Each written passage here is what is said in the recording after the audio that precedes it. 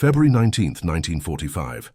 The night sky over Iwo Jima was an endless black canvas, pierced by the fiery tracer rounds of anti-aircraft guns. Shells screamed through the humid volcanic air, exploding in a violent shower of sparks and ash that rained down on jagged cliffs and bunker-lined beaches. On the American landing ships, young soldiers gripped the steel rails, knuckles white, hearts pounding as waves slammed against the hull. The Japanese defenders, dug deep into lava rock fortifications, fired relentlessly, each volley a test of nerve, a trial by fire. But amid the deafening chaos, something peculiar drifted across the smoke-choked battlefield. A distant melody, faint, almost impossible but unmistakable, country music.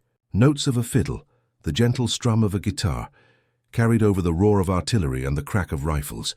Japanese civilians and soldiers alike, hidden behind shattered walls and tunnels, froze, their trained ears straining to recognize the strange sound. They had been told the Americans were brutal, mechanized monsters, unstoppable engines of destruction, but the music told a different story. Humanity, laughter, something familiar and utterly alien in the midst of slaughter. The men operating the radios on the American landing craft smiled faintly, their fingers brushing over dials, as the signal played on, cutting through static, cutting through fear. Japanese intelligence officers scowled, unable to understand how these foreign instruments could carry not just orders, but melodies that seemed to seep into the minds of soldiers and civilians alike, undermining morale with gentle insistence. Each note was a reminder of life beyond the battlefield, a cruel whisper of normalcy amid the horror of volcanic ash, blood, and steel. As Marines surged forward, wading through frigid surf mixed with oil and debris, the music followed them, flowing across the blackened sands. Men fell, bodies thrown by explosions, yet the broadcast persisted, as if mocking the violence, a paradoxical weapon that carried with it the strange, disarming power of melody. For Japanese commanders, accustomed to radio transmissions being cold, tactical instructions, the intrusion of song was baffling, almost unbearable. Reports flooded their command posts, voices heard from nowhere, orders that made no sense, melodies that undermined focus. Officers scrawled frantic notes, trying to locate the source, attempting to jam or intercept signals, only to find the American broadcast changing frequency, slipping through static like smoke through fingers. Behind the front lines, families huddled in dugouts, clutching children as shells shattered nearby walls. The sounds of the battlefield, the gunfire, the screams, the rumble of landing craft, were now interlaced with banjo riffs and harmonicas, confusing senses, confusing the mind. A young mother, eyes wide with fear, pressed her hands to her ears, not out of anger but out of disbelief. The invader, she realized, could reach them without firing a shot, without landing on the soil yet, by simply harnessing technology in a way that defied comprehension. On the American side, signal officers monitored the progress of their broadcasts. The SCR-284 radios, mounted in the bowels of ships and tanks, crackled and hummed, transmitting with precision, clarity, and reliability beyond what the Japanese could fathom. These devices were not mere conduits of orders. They were instruments of psychological warfare, tools designed to fracture enemy cohesion without a single bullet expended. The operators, young men barely out of their teens, adjusted dials and relayed music alongside tactical information, a dual-purpose broadcast that combined instruction and subtle disruption. Every song chosen, "Don't Fence Me In, Home on the Range," the soft twang of Appalachian ballads, was deliberate, meant to evoke nostalgia, peace, and the absurdity of war itself. Japanese troops, trained to focus on the violent, immediate realities of combat, found their concentration fractured, their drills interrupted by melodies they could neither ignore nor comprehend. Lieutenant General Kuribayashi, the Japanese commander on Iwo Jima, received repeated reports of these transmissions, staring at maps littered with intercepted frequencies and signal sources. His expression was a mix of disbelief and fury. How could the Americans maintain coordination, speed, and accuracy while simultaneously broadcasting music? How could such a simple human touch coexist with the overwhelming mechanized violence of their assault? It was not just perplexing, it was unnerving, a violation of the known laws of warfare. And yet the broadcasts were effective. Soldiers in the front lines, exhausted, battered, and terrified, found themselves distracted, questioning the world outside their foxholes. Even for those hardened by years of battle, the intrusion of song planted seeds of confusion and disorientation, subtle cracks in morale that would widen as the campaign progressed. The Japanese defensive positions, meticulously constructed over months of labor, now seemed almost absurdly vulnerable, not merely to bullets and shells, but to the invisible reach of human ingenuity through sound. On the American landing craft, a young private adjusted the volume, watching the waves crash over the bow as the music seeped into the night air. He didn't understand its effect. He only knew it was working, the enemy faltering in ways artillery alone could never achieve. The SCR-284, heavy and cumbersome, had become an extension of the mind, a silent partner in battle. Engineers and technicians in distant American factories had labored to ensure every valve, every tube, every frequency could penetrate the fog of war. Every broadcast was a marriage of technology and psychology, proving that victory relied not solely on steel, ammunition, or courage, but on the ability to communicate, to project humanity across chaos, to reach minds as well as bodies. On the cliffs, Japanese soldiers debated their options. The music could not be fired upon, could not be shelled, could not be reasoned with. It was a living paradox, a weapon without a muzzle, yet capable of inflicting confusion and fear. Officers instructed their men to ignore it, to focus on tactics, yet the human brain, conditioned by years of culture and familiarity, could not fully disregard the melody that promised home and normalcy amidst destruction. The irony was unbearable. Americans stormed the beaches, advancing under heavy fire, yet their radios and the music they carried functioned as a force multiplier, enhancing coordination, morale, and psychological dominance simultaneously. It was a silent symphony of war, conducted by engineers and signal officers far from the front, yet echoing through the volcanic craters of Iwo Jima with terrifying efficacy. As the dawn approached, smoke and fire painting the sky in streaks of crimson and orange, the battle raged on, but the music persisted, unbroken. Japanese resistance, fierce yet increasingly disoriented, began to waver. Men who would have charged into death hesitated, ears pricked, minds tugged toward memories of distant farms, quiet nights, and simple joys. The Americans, harnessing both firepower and melody, understood something fundamental. War was not won by guns alone, but by reaching into the hearts and minds of those who opposed you. By the end of the first week, reports from Japanese commanders were riddled with frustration, confusion, and disbelief. Transmission logs were useless. Signals intercepted proved ephemeral and deceptive. The Americans were everywhere, nowhere, and yet the music, a human touch amidst the mechanized storm, persisted. In the hills overlooking the beaches, young soldiers paused, ears straining once more. For a fleeting moment they forgot the blood-soaked sand, the smoke, the explosions. For a fleeting moment they heard a reminder of life beyond war, delivered not by propaganda or threat, but by the disarming, incomprehensible power of song. The Marines pressed forward. Tanks rumbled over jagged lava rock, artillery pounded the ridges, and infantry closed with bayonets fixed. Yet in every foxhole, bunker, and tunnel, the music echoed, gentle, persistent, and impossible to ignore. The Japanese could not understand it. They could not stop it. And in that incomprehension lay the advantage. By leveraging technology in a way that combined coordination with culture, Americans had introduced a new variable into the calculus of war.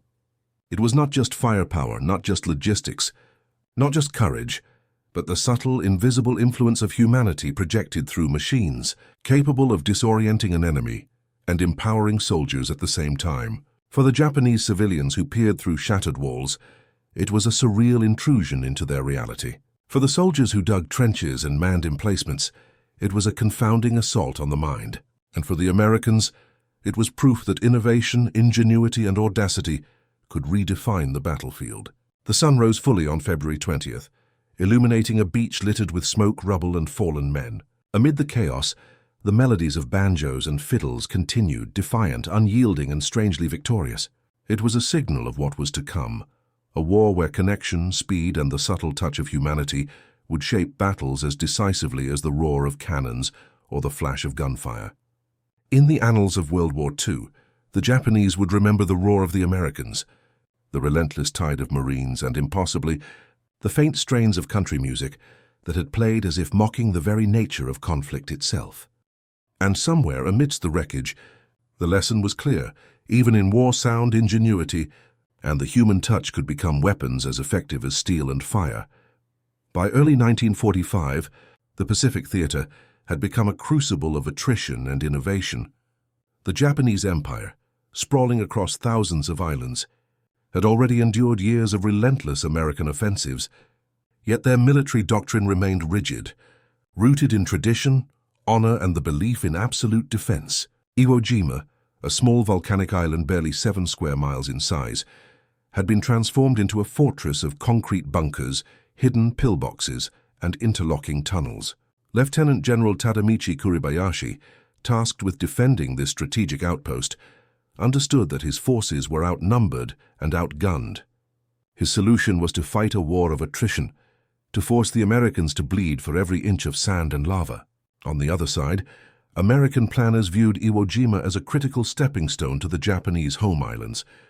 The year 1945 had seen the U.S. advance steadily across the Pacific, capturing the Mariana Islands, crippling Japanese air power, and isolating enemy forces on bypassed islands.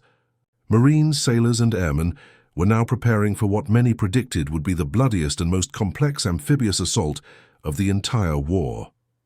Intelligence reports estimated thousands of Japanese troops entrenched within the volcanic ridges, armed with artillery, mortars, and machine guns.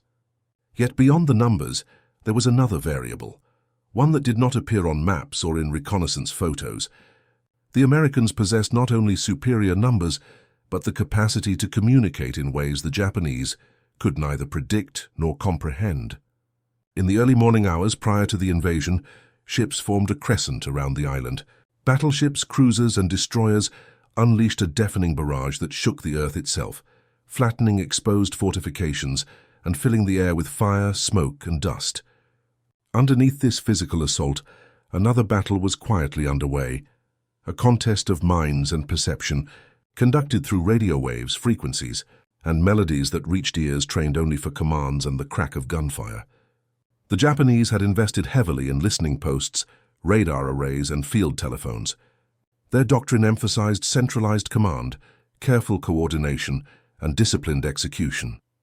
Yet these measures, while formidable against conventional tactics, were ill-suited to counter an opponent capable of using the airwaves not merely for orders, but as a psychological weapon.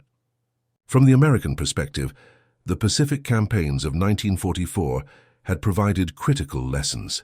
At Peleliu and Saipan, the Japanese had demonstrated the devastating effectiveness of prepared defenses, caves and tunnels, which allowed small forces to inflict disproportionate casualties. Engineers, tacticians, and signal officers recognized that superior firepower alone would not guarantee success.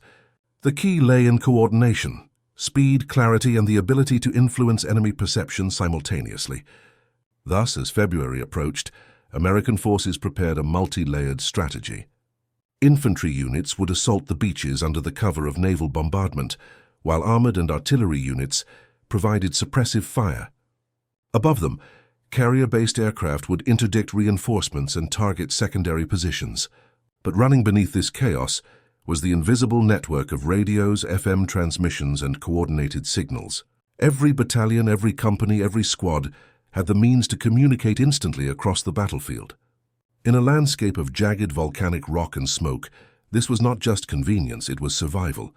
For Japanese commanders, this represented an entirely new kind of threat. Their doctrine had been honed against conventional assaults, where visual contact and couriers dictated the tempo of battle. The intrusion of American radio transmissions, able to leapfrog lines of sight and defy traditional countermeasures, challenged their very understanding of warfare.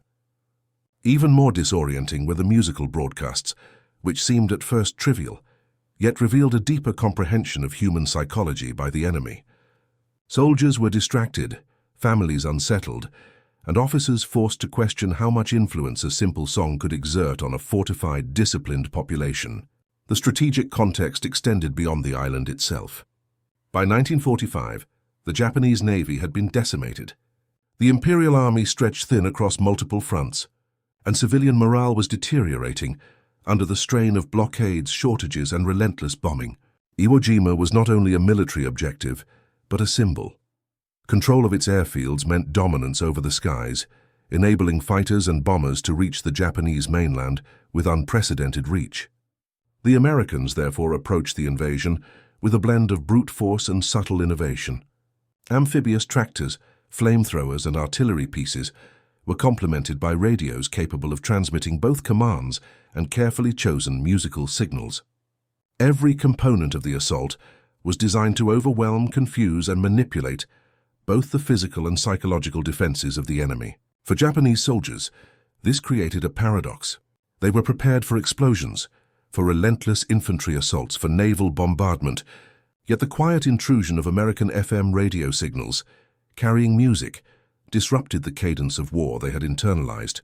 It was not merely distraction, it was the realization that the Americans were operating on a plane of warfare they could not contest. The psychological impact rippled through command posts. Officers accustomed to relying on visual confirmation and disciplined signaling found themselves scrambling to locate sources, to understand the timing, to counteract the invisible influence eroding cohesion and focus. Across the island, tunnels that had been meticulously dug for months offered little sanctuary from the intangibility of sound. The Americans had leveraged an advantage invisible to traditional reconnaissance, yet decisive in shaping perceptions and reactions on the ground. Strategically, this approach reflected broader shifts in the Pacific War.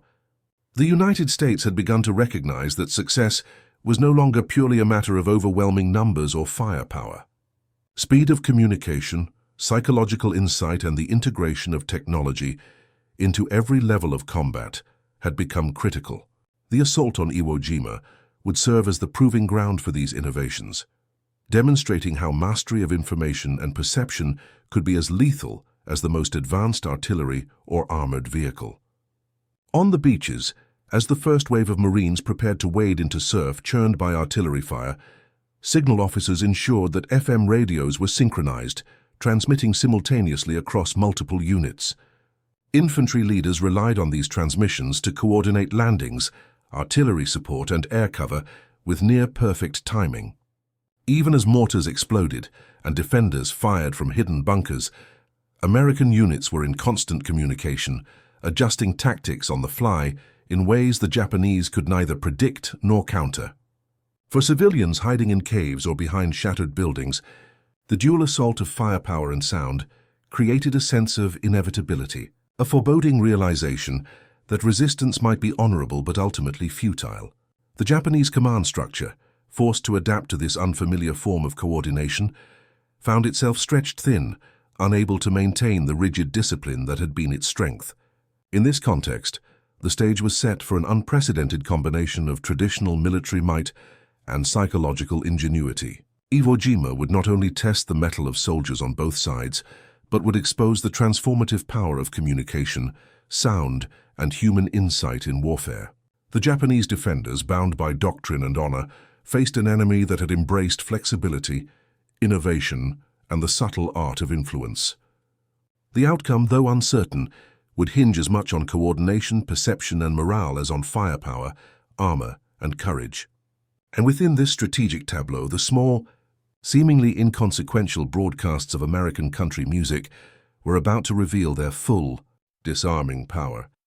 As the first wave of Marines stormed the black volcanic beaches, a hidden advantage unfolded, one that the Japanese could neither predict nor understand.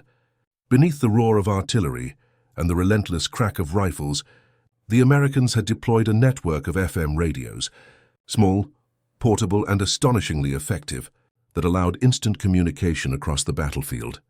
This was not merely about relaying orders. It was about creating a synchronized organism. Every squad, every platoon, every tank moving with precision that appeared almost preternatural to the defenders. The Japanese, accustomed to relying on runners, field telephones, and static-prone AM broadcasts, could not fathom this new reality. Even the most experienced officers, hardened in previous campaigns, found themselves disoriented by the sheer speed and coordination of American forces. What compounded the confusion was the addition of music, carefully curated country songs broadcast across multiple channels. The Japanese had expected radio signals to carry only commands, perhaps propaganda, or deceptive tactical misinformation.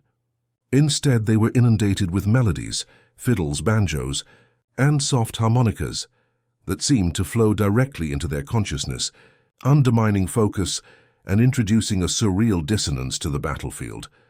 Marines advancing under heavy fire moved like a single entity. Each radio operator ensured that positions, obstacles, and enemy sightings were reported instantly. Commanders could reposition units, call in artillery, and coordinate air support with near-perfect timing, all while the surf churned with the chaos of landing craft and exploding shells. To the Japanese, it appeared as if the Americans could anticipate every move, as if their soldiers were connected by an invisible web of thought. In the tunnels and bunkers, Japanese soldiers exchanged bewildered glances. Reports came of enemy units appearing in unexpected locations, artillery strikes landing with uncanny precision, and movements so synchronized that traditional counters seemed ineffective. Officers attempted to counteract with their own signal units, but the Americans had mastered frequency hopping and signal masking, rendering Japanese attempts largely futile. The music, faint but persistent, added to the psychological pressure. Soldiers trained to expect only violence now experienced an intrusion of the ordinary, a dissonant reminder of life beyond the battlefield. Orders became harder to focus on, the rhythm of combat fractured by the gentle insistence of melody. A young Japanese rifleman, crouched behind a shattered wall, found his concentration wavering. The banjo riff from a distant radio penetrated the smoke and chaos, and for a moment he imagined a life he had long forsaken: home, family, laughter.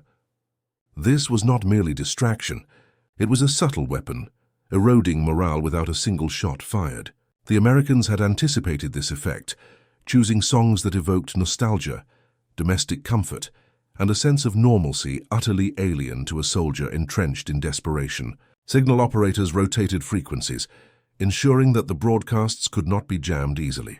Each Marine unit was capable of sending and receiving data simultaneously: enemy sightings, requests for reinforcements, artillery coordinates, while the music continued to play, a psychological undercurrent to the physical assault.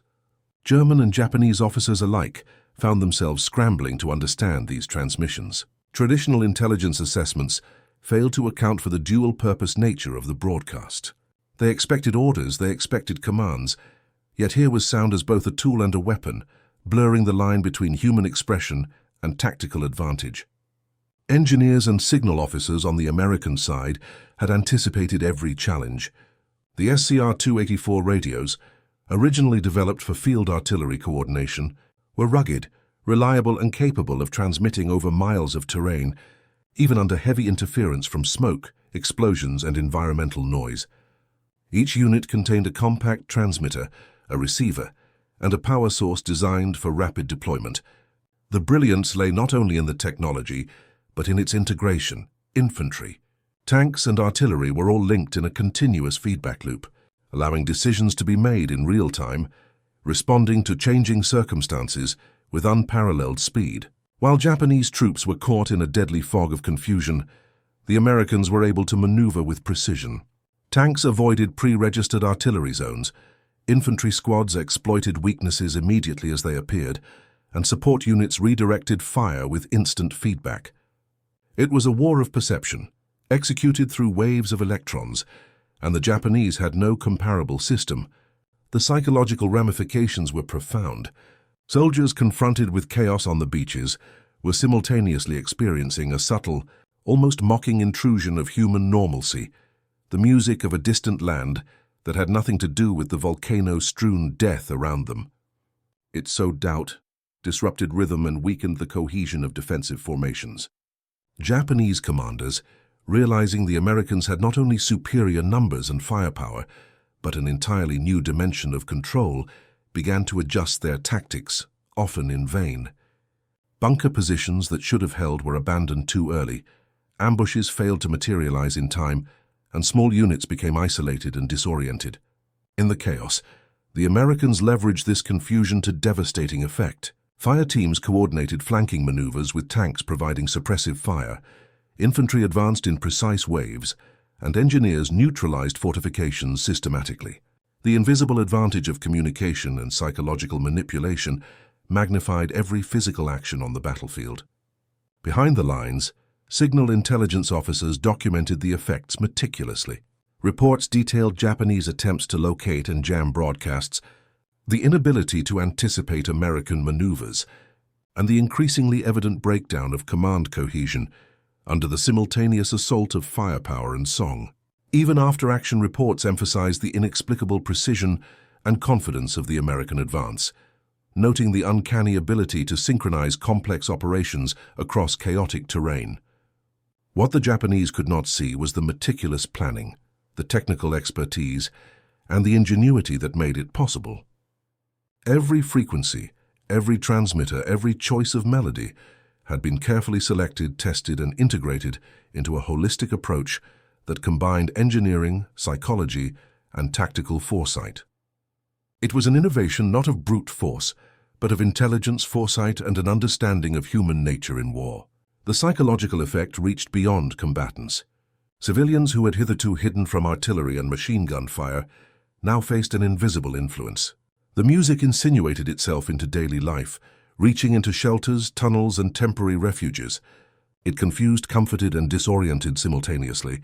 Mothers pressed their children close, ears straining to discern the meaning of the strange intrusion. Soldiers confronted with such subtle yet powerful manipulation began to question their environment, their orders, and even their own endurance. By exploiting both technological superiority and an understanding of human psychology, the Americans had introduced a factor that the Japanese had neither anticipated nor prepared for. It was invisible, unarmed, and yet undeniably effective, a force multiplier beyond conventional metrics. In this crucible, the Battle of Iwo Jima became more than a fight for territory.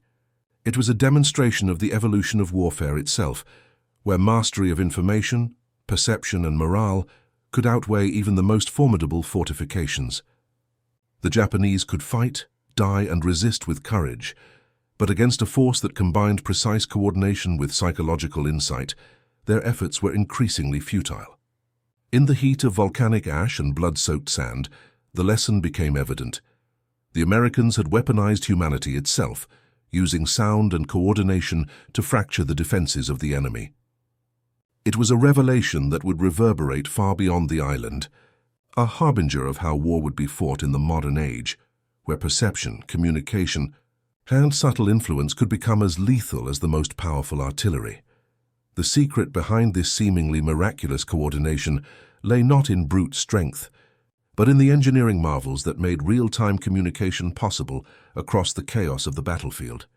The SCR-284 radio, a hulking yet indispensable piece of equipment, had been designed with ruggedness, reliability, and clarity in mind. Weighing over 180 pounds, with more than 2,700 components meticulously assembled, it could transmit 25 watts of crystal-controlled power, more than double the output of the standard Japanese Fuji 5 sets. Mounted in landing craft, tanks, and command posts, it was both a lifeline and a force multiplier. Its components, painstakingly manufactured in Detroit and Chicago, reflected the industrial might of a nation that had learned to mass-produce precision electronics with unprecedented speed. Engineers at Motorola and the Signal Corps had labored to ensure each unit could endure extreme conditions: salt spray from Pacific surf, volcanic ash, shock from artillery, and constant vibration from engines and terrain. Each dial, tube, and wiring harness was tested to the limits of performance. The units were designed not only to relay commands, but to integrate seamlessly into a network of infantry, armor, and artillery. When a Marine officer called for suppressive fire, a tank commander could respond in seconds. When an infantry squad encountered unexpected obstacles, engineers and artillery could adapt instantaneously. The system allowed for a level of battlefield agility the Japanese could neither match nor anticipate. Beyond raw specifications, the design of the radios reflected a deep understanding of operational needs. The FM transmissions were less prone to static than traditional AM broadcasts, a critical advantage on an island surrounded by mountains, volcanic rock, and dense smoke. Frequency modulation allowed multiple units to operate on separate channels without interference, enabling simultaneous coordination across vast, chaotic spaces. This technical superiority meant that no matter how entrenched the Japanese defenders were, no matter how labyrinthine the tunnels or how fortified the bunkers, the Americans could direct fire and maneuver units with near-perfect precision. Even more revolutionary was the integration of non-tactical broadcasts, music, cultural programming, and morale-boosting messages. These signals, transmitted over the same channels used for orders, introduced a psychological dimension to the technological advantage.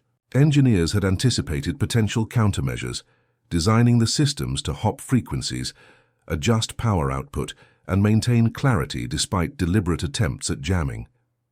Japanese signal officers, accustomed to intercepting conventional orders, found themselves baffled by an enemy capable of transmitting multiple layers of information simultaneously, all while maintaining perfect operational integrity. Production numbers were staggering. Thousands of units were manufactured and deployed, each one rigorously tested before being shipped across the Pacific. Assembly lines ran around the clock, ensuring that every Marine and commander had access to reliable communications. Inventors and engineers became unsung warriors, their meticulous work amplifying the effectiveness of frontline troops in ways that would never appear in traditional battle reports. Inside the radio operators' compartments, young men learned to manipulate the machines with speed and precision. A twist of a knob, a switch flipped, a frequency selected. These small gestures had the power to direct artillery, coordinate tank movements, and, paradoxically, play a fiddle tune that undermined enemy morale. The complexity of the system was invisible to the Japanese. They only saw results that defied explanation. The impact of these engineering feats extended beyond mere battlefield success. The SCR-284 and its counterparts were a tangible representation of American industrial and technical superiority, a product of a society capable of marrying mass production with innovation. The radios were not just tools, they were enablers of strategy, psychology, and human coordination. Without them, the synchronized movements, rapid adaptations, and subtle psychological warfare that defined the Iwo Jima campaign would have been impossible. Every component, from the rugged chassis to the finely tuned vacuum tubes, played a role in ensuring that orders reached the right hands at the right moment. Artillery officers could respond to infantry calls for fire with minimal delay. Tank commanders could adjust maneuvers in response to real-time reconnaissance. Medical units could coordinate evacuations without missing a beat. The network of communication turned a collection of individual soldiers into a cohesive organism, capable of acting with the precision and speed of a single, living entity. In contrast, the Japanese relied on a rigid hierarchy, with communication flowing slowly through runners, telephones, and intermittent AM broadcasts. This difference, an almost imperceptible edge in coordination and responsiveness, translated into tangible battlefield results: fewer casualties, more successful maneuvers, and the ability to exploit every weakness in the enemy's defense. Signal officers on the American side also innovated in the field, adapting to conditions in real time. Portable sets were modified, antennas extended over jagged lava formations, and improvisations made to maintain clarity amid volcanic ash and smoke. The combination of planning, industrial might, and battlefield adaptability created a system that was simultaneously robust and flexible, capable of operating in conditions that would have rendered traditional equipment useless. Perhaps most remarkable was the integration of technical superiority with psychological insight. The choice of music, broadcast over the same frequencies as operational orders, was deliberate. Every song was selected to evoke a sense of normalcy, comfort, and humanity, an alien intrusion into the minds of soldiers conditioned to anticipate only violence. Banjo riffs, fiddle melodies, and familiar country tunes undermined focus, introduced subtle confusion, and in some cases provided fleeting emotional respite that paradoxically weakened defensive resolve. This was engineering extended into human perception, a fusion of technical mastery and psychological acuity. Japanese soldiers, unable to trace or counter these broadcasts effectively, were forced to contend with a dimension of warfare that had no precedent: the combination of real-time operational coordination and the invisible, Pervasive influence of culture and sound. It was a demonstration of how engineering, industrial capacity, and ingenuity could redefine the rules of combat. By the time Marines reached the fortified ridges, every maneuver, every assault, and every logistical operation had been amplified by these radios. Tanks avoided ambushes, infantry units advanced with coordinated timing, and artillery strikes landed with deadly accuracy, all while the gentle strains of music played over the airwaves. In essence, the Americans had weaponized both technology and humanity, creating a battlefield advantage that was as subtle as it was decisive. The SCR-284 radios and the network they enabled became the invisible backbone of victory. They proved that war was no longer solely a contest of firepower and courage. It was now also a battle of information, coordination, and perception, where mastery of the unseen could dictate the course of events as decisively as the loudest explosions or the fastest tanks. Engineers, factory workers, and signal officers, all far from the front lines, had shaped the outcome of combat in ways the Japanese could neither see nor counter. Theirs was a quiet triumph, yet one that would resonate in every bunker, foxhole, and command post on Iwo Jima, redefining the relationship between technology, psychology, and the human cost of war. March 26, 1945. At the foot of Mount Suribachi, the first major confrontation between entrenched Japanese defenders and advancing Marines unfolded in brutal, unforgiving detail. The island's jagged volcanic terrain funneled American forces into narrow choke points, creating a deadly gauntlet of fire and ash. Yet despite the concentrated Japanese resistance, the Americans moved with an eerie precision that confounded observers and participants alike. Signal operators, perched behind the initial waves of infantry, transmitted constant updates via FM radios, relaying enemy positions, requests for reinforcements, and coordinates for naval gunfire. The SCR-284 systems ensured that every movement was recorded and responded to almost instantaneously. Tanks maneuvered across broken lava flows, adjusting positions to suppress machine gun nests with a fluidity that the Japanese could not anticipate. Infantry squads advanced, sometimes vanishing into the folds of terrain, only to reappear moments later in flanking positions. The effect on Japanese troops was devastating. Their doctrine relied on observing enemy formations, predicting maneuvers, and coordinating counterattacks through a centralized command. But the Americans, linked by a network that was invisible, instantaneous, and resilient, rendered these traditional methods obsolete. Reports from Japanese officers describe a battlefield that defied logic. The enemy appeared where we expected them not to, fired upon positions we had considered secure, and vanished before we could mount a response. The music broadcasts, subtle yet persistent, further compounded confusion. In the midst of explosions and smoke, the strains of banjos and fiddles drifted into tunnels and bunkers.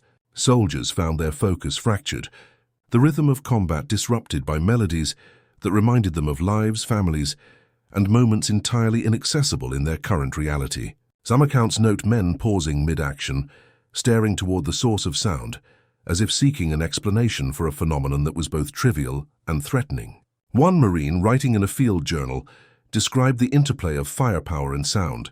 "We could hear the music faintly over the guns. It's strange, almost soothing, but it kept them off balance. They couldn't concentrate, couldn't coordinate, while we moved with purpose." The battle itself was a meticulous choreography of violence and coordination. Artillery units, guided by real-time updates, targeted Japanese positions with near-perfect timing. Naval gunfire pounded ridge lines and pillboxes that had long been considered impregnable. Tanks suppressed machine gun emplacements, while infantry advanced under the cover of smoke and fire. All actions were synchronized through the invisible thread of communication that the Japanese could neither see nor intercept effectively. Casualty reports from both sides illustrate the stakes.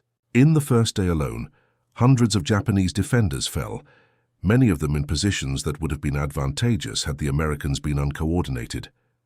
Marines, despite taking losses in waves of brutal combat, were able to exploit every weakness, avoid unnecessary exposure, and maintain momentum in a way that observers described as almost preternatural. Japanese soldiers attempting to counterattack found themselves isolated and disoriented. Runners carrying orders were often intercepted or delayed. Field telephones were severed by artillery fire. Radios, though present, were inadequate against the resilient FM networks of the Americans. Units attempting to regroup or execute planned maneuvers were consistently late or misaligned, allowing the Americans to dictate the pace of battle. The integration of music broadcasts into these operations created a subtle psychological advantage. While men scrambled to hold positions and follow orders, the intrusion of familiar, non-military sound introduced doubt, distraction, and a sense of alien normalcy. The juxtaposition of destruction and melody destabilized morale, making coordination among Japanese units increasingly difficult. Individual soldiers reported feelings of disorientation, a blurring of the lines between expectation and reality. Observers noted that even highly disciplined units faltered, hesitated, or misinterpreted commands, a testament to the effectiveness of this multidimensional approach to warfare. At critical junctures, the radios allowed for adaptive tactics. When a Marine company encountered unexpected resistance in a tunnel network, they could call for flamethrowers, artillery, and reinforcements in seconds, rather than minutes or hours. Enemy countermeasures, no matter how clever, were consistently outpaced by the speed of information relay and coordinated response. The psychological impact on Japanese officers was evident in intercepted communications. Frustration mounted as well-trained soldiers failed to act cohesively. Planned defensive plans were rendered ineffective, not by brute force alone, but by the Americans' ability to act as a coordinated, agile organism. Diaries from Japanese soldiers recount moments of despair. We aimed, fired, and waited for orders, only to see them already past our lines, striking positions we had prepared to defend. The sound of their music reached us even in the tunnels, mocking us, reminding us of homes we may never see again. As the assault continued, small tactical innovations amplified by FM coordination became decisive.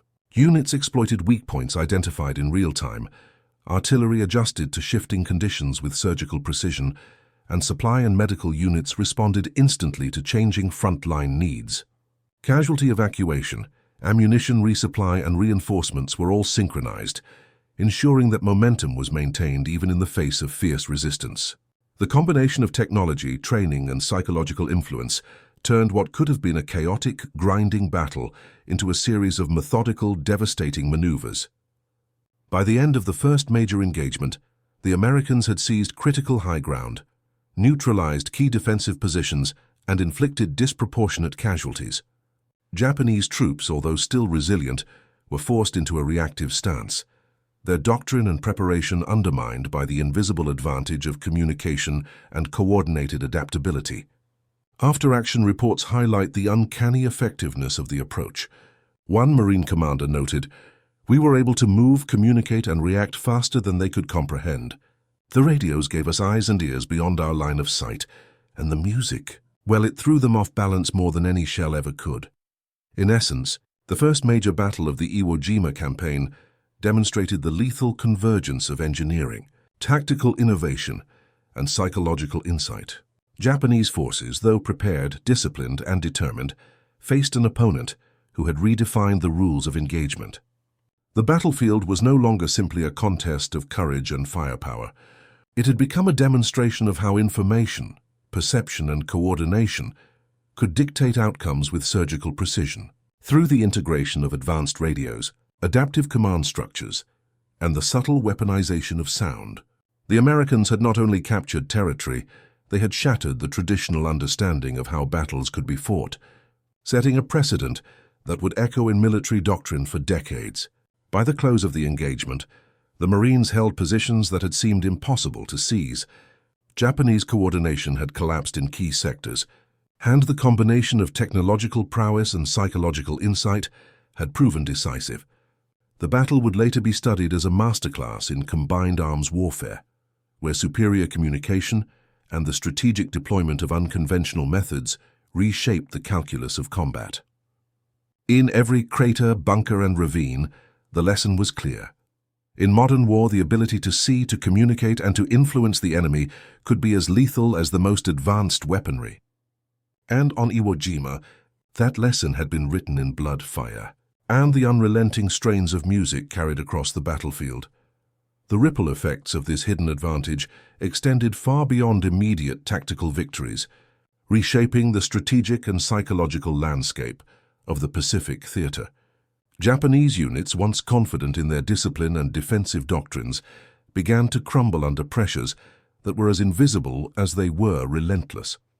Commanders noted an erosion of cohesion that could not be attributed to casualties alone. Soldiers hesitated at orders they would once have executed instinctively. Defensive formations wavered, and the timing of counterattacks faltered. The Americans, by contrast, experienced a profound sense of connectedness. Through the FM networks, every unit, every squad, and every command post shared real-time updates. Decisions that would once have taken hours could be made in seconds, and the feedback loop of observation, communication, and action created a fluidity that was almost preternatural. The psychological contrast between the two forces was stark.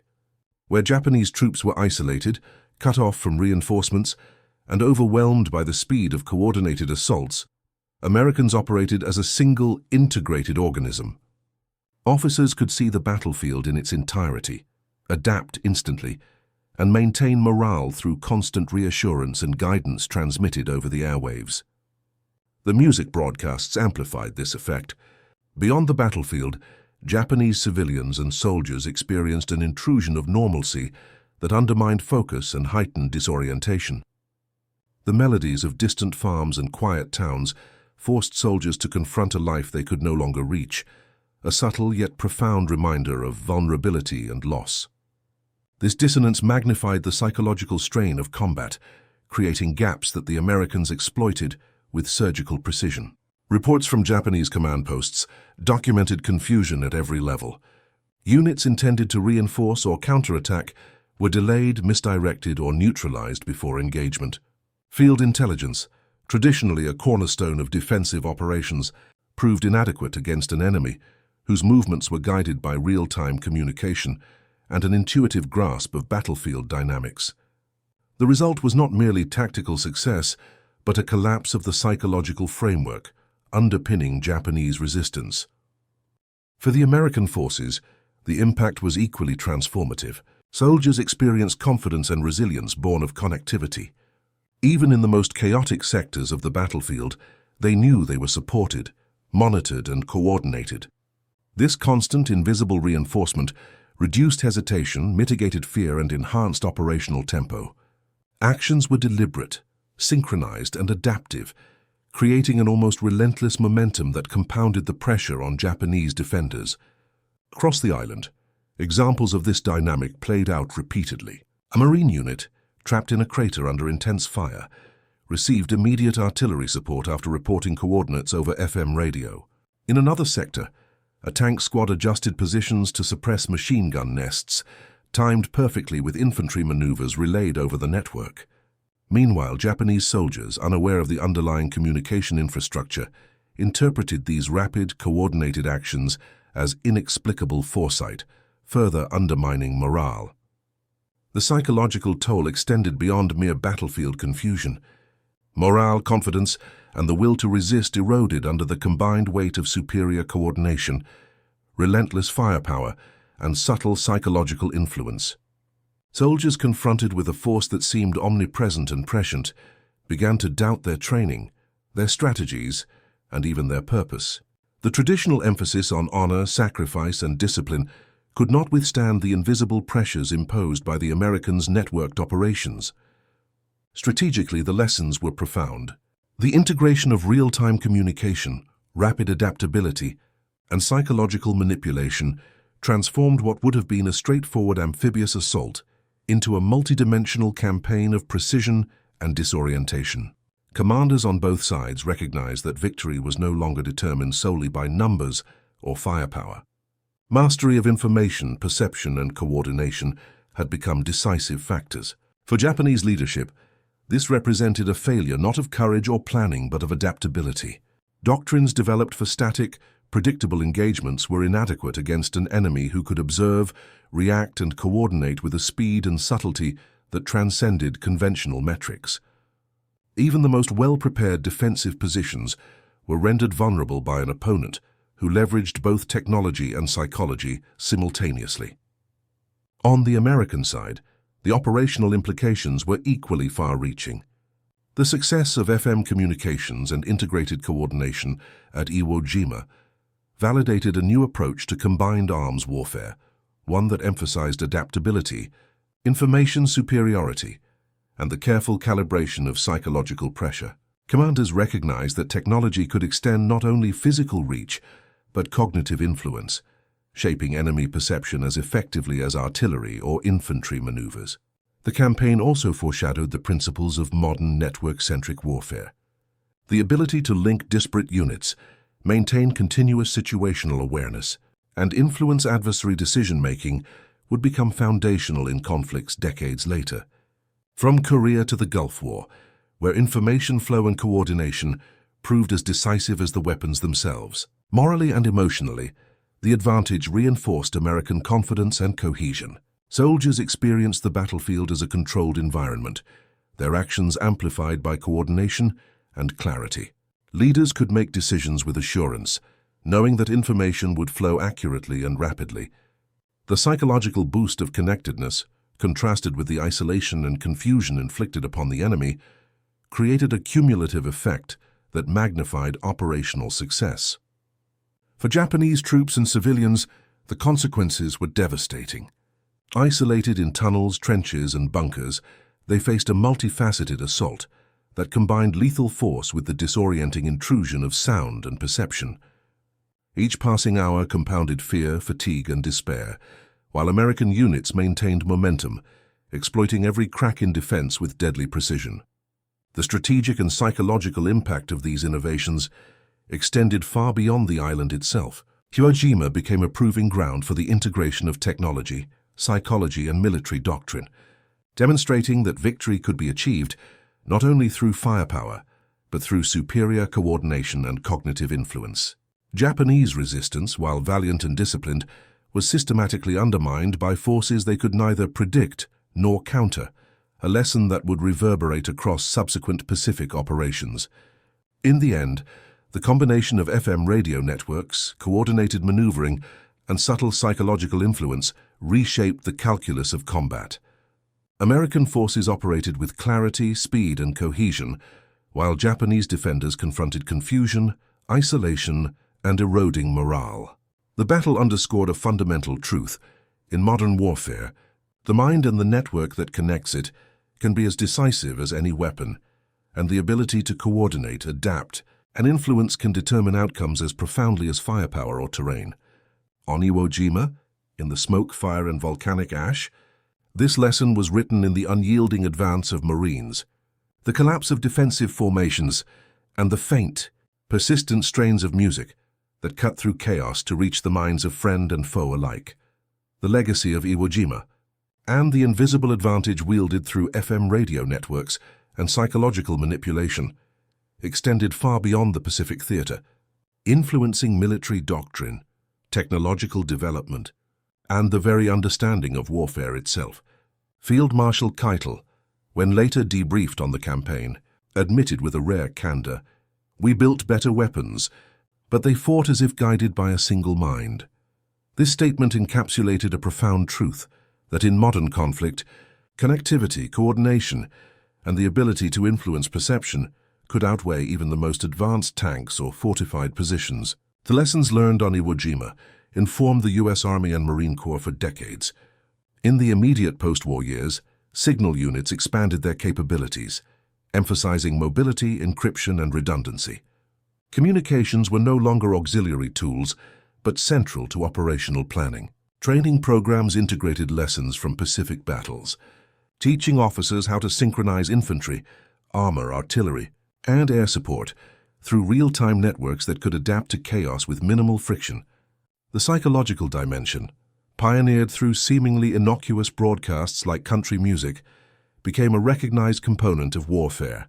Propaganda, morale, and psychological operations were reimagined not as secondary measures, but as strategic tools capable of shaping the battlefield before a single shot was fired. Engineers and industrial planners studied the integration of FM technology, learning that mass production, precision engineering, and tactical foresight could combine to create effects far greater than the sum of individual weapons. The Cold War would see these principles applied on a global scale, with NATO and Warsaw Pact forces investing heavily in command, control, and communications systems. The Gulf War decades later reflected a similar philosophy. Real-time coordination, networked units, and the ability to observe, respond, and manipulate enemy perceptions had become defining factors of combat effectiveness. In essence, Iwo Jima foreshadowed the era of network-centric warfare, demonstrating that the flow of information, when harnessed effectively, could transform chaotic, brutal engagements into orchestrated operations with maximum efficiency. On the human level, the campaign underscored the profound psychological interplay inherent in combat. Soldiers and civilians alike were affected by the invisible threads of sound and signal, revealing that victory was as much about perception and morale as it was about physical might. The faint strains of country music, drifting through smoke and fire, symbolized the subtle yet decisive ways in which warfare could exploit human nature, sow doubt, and manipulate focus.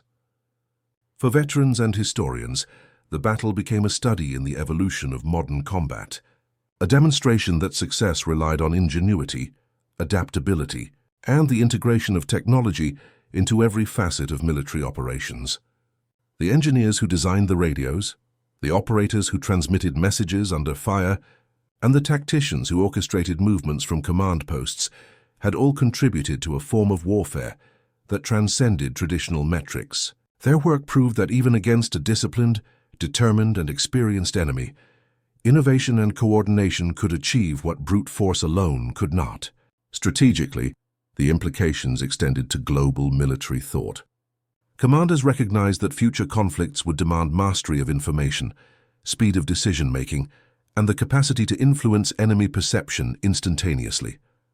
The principles demonstrated on Iwo Jima were integrated into doctrine, shaping training, procurement, and operational planning across multiple theaters of war and decades of subsequent conflicts. At a fundamental level, the campaign illustrated a universal truth. The tools of war are not limited to weapons of destruction. They include the networks that connect individuals, the flow of information that enables adaptability, and the subtle application of psychological insight that can fracture even the most resilient opposition. In the end, the tiny island of Iwo Jima became a crucible in which these lessons were forged, a battlefield where radios and melodies were as decisive as artillery, and where the interplay of technology for future generations of soldiers, engineers, and strategists. The campaign offered a model of integrated warfare, demonstrating that victory belongs not only to those with the largest arsenal, but to those who can orchestrate, adapt, and influence with intelligence, precision, and subtlety. The echoes of that volcanic battlefield continue to inform military thought. Connection outweighs firepower, coordination surpasses individual valor, and the invisible threads of communication can bind an army together as effectively as the strongest fortifications. And so in the smoke, ash, and blood of Iwo Jima, a lesson was etched for the ages. In modern war, the mind and its networks are weapons as lethal as any shell, and subtlety, ingenuity, and unity can conquer even the most formidable defenses. The Marines' advance, guided by technology and psychological insight, had redefined the nature of combat, leaving a legacy that would shape the future of warfare across oceans, decades, and generations.